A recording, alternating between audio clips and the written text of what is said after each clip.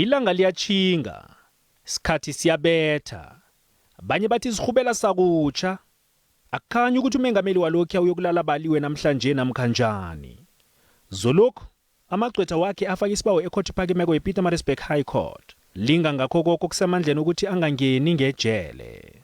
In this particular instance, the Constitutional Court deliberately, when it had the power to assume the supervisory and execution powers of the order, delegated those powers to the Minister of Police and the National Commissioner. Isibawo leso siphikiswe amagqwetha wekomishini kaZondo kunye noHelen Suzman Foundation. When the Constitutional Court set the matter down for the 12th of July, it knew that it had the power mero motu to suspend the execution. The Constitutional Court is the contextual feature that he has not faced up to, and it has ruled finally and definitively once and for all, my lord. Isiqundo asikaphume ekhotho. Kulindelwe ilanga langilesihlanu. Ingabe kuzakwanela ukuthi nasi iphikisana nesiqundo sekhotho yomthethosisekelo? The Constitutional Court is obviously our highest court in the country.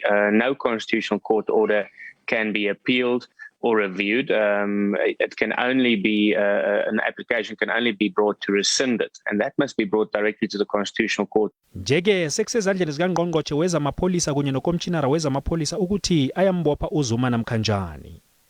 Umbuzo usajamile ukuthi bazokweqa isiqundo sekhotho yezomthethosisekelo na?